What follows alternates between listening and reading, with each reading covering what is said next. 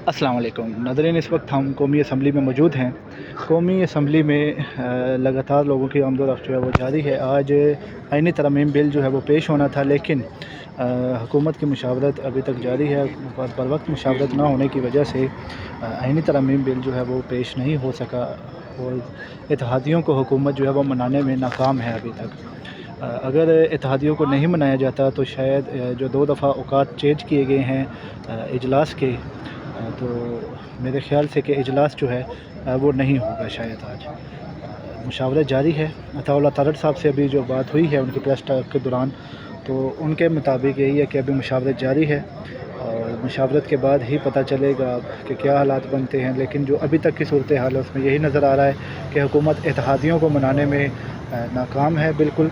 और शायद अगर हुकूमत इत्तेहादियों के साथ कोई मामलात तय नहीं पाते हुकूमत के, तो शायद ये बिल जो है वो पेश आज ना हो सके।